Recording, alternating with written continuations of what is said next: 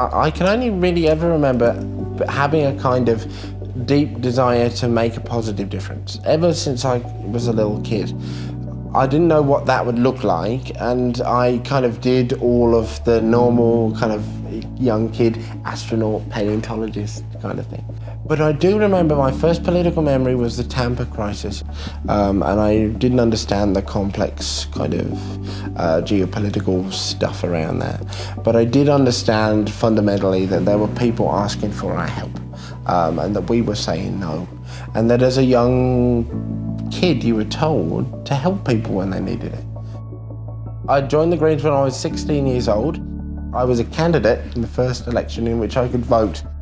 In my experience, I've never found that there is a direct correlation between age and experience. I think that we get the best outcomes from our democracy when people from a diversity of backgrounds contribute to the legislative process. If you look at the biggest issues facing us right now in Australian politics, from climate change to unemployment to the housing crisis to the affordability of education, one thing to me has always been crystal clear. Young people need a voice in our parliament. Welcome to the Australian Senate. It's only the, second or third time I've ever been in here. And I thought I'd show you the changes that they've so kindly made to accommodate the first person who hasn't been able to get down those steps. So right here, we would usually have another bench section, like you can see all around the chamber. But they've had to take those away because of the step down here. They've replaced the steps here, or covered them with a ramp for my swearing in on Monday, which is good of them. And right here, there will be a wooden, like, box crate thing. It's very technical.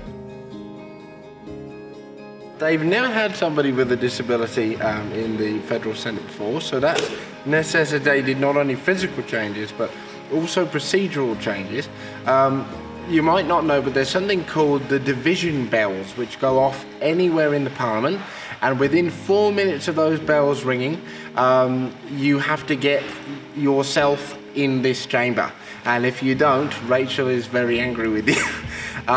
So, as you can imagine, trying to get anywhere from this place in 4 minutes when all the doors don't open properly and aren't wide enough, and the rest of it's going to be a bit of a challenge. So we might have to lengthen the division period out so that I can actually get in here. To be able to speak in the Senate, you have to be able to stand up currently. You have to be able to stand up to do something called seeking the call or be given the call by the President of the Senate. And so we're going to have to change that as well. And all of those changes, the division bells, how you seek the call, how you challenge a contested call, are all contained within the, and I kid you not, this is what they're called, the standing orders. So we will have to amend the standing orders to incorporate the sitting. I think, look, it's an incredible thing in many ways that we are in 2017 and I am the first person with a disability to serve in the Senate. And only the second person with a disability to serve in the federal parliament overall. And I think that speaks very clearly to the state of representation of people with a disability in the political sphere. What does it say about our society and how we view people with disability that nobody ever thought, well, we should make these premises accessible because somebody with a disability might be our MP, our minister, our Prime Minister, or a staffer to the same, you know.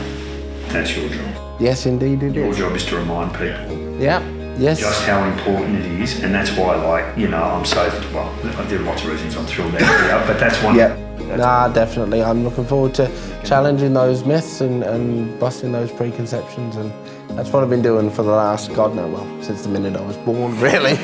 So, I, Jordon Steele John, do solemnly and sincerely affirm and declare that I This is a sacred space because it is the place in which the people's work is done, or meant to be done. And that's something that so few people around the world get to have. It's such a privilege to be here.